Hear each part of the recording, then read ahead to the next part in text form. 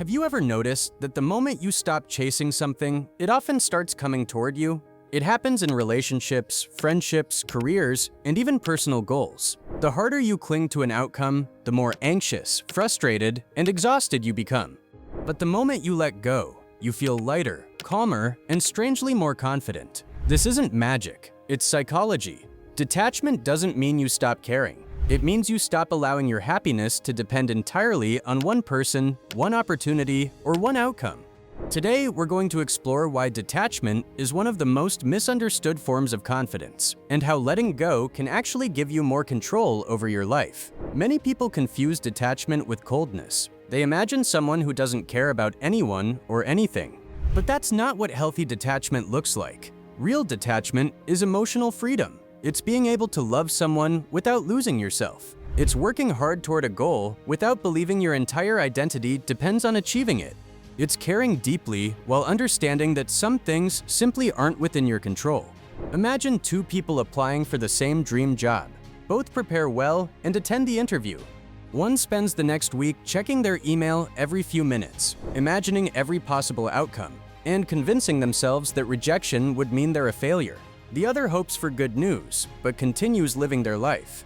They keep learning new skills, exercising, and applying for other opportunities. If they get the job, they'll celebrate. If they don't, they'll move forward. Who do you think experiences less stress? Who appears more confident? The difference isn't motivation, it's attachment. Psychologists have long understood that our emotional suffering often comes not from events themselves, but from our attachment to specific outcomes. The more tightly you hold on to something, the more power you give it over your emotions. Suddenly, one unanswered text ruins your day. One rejection destroys your confidence. One disagreement makes you question your worth. The problem isn't the event. The problem is believing your happiness depends entirely on it. Relationships provide one of the clearest examples. Imagine someone constantly waiting for another person's messages. Every notification creates excitement. Every delay creates anxiety. They begin analyzing every word, every emoji, every pause in conversation.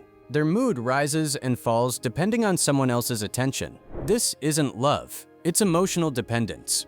Genuine love allows people to care deeply while still maintaining their own identity. Detachment also changes the way other people see you. Confident individuals don't desperately seek validation because they already value themselves.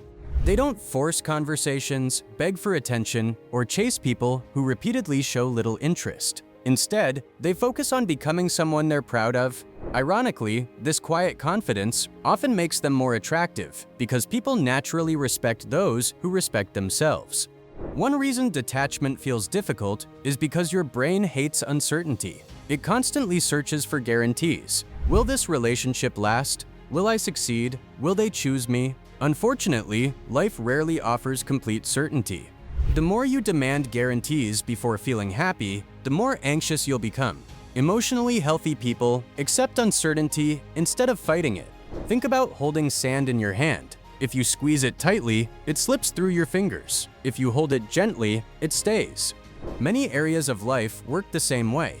The tighter you try to control people, situations, or outcomes, the more likely they are to create stress instead of peace. Another benefit of detachment is better decision-making. Strong emotions often cloud judgment.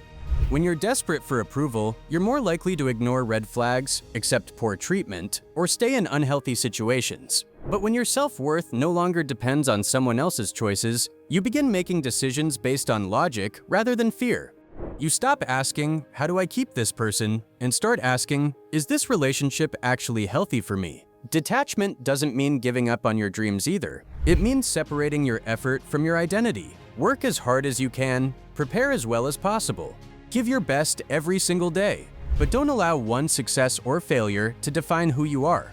Your value as a person existed before the opportunity, and it will continue to exist afterward. Here's another powerful mindset shift. Instead of asking, "How do I make them stay?"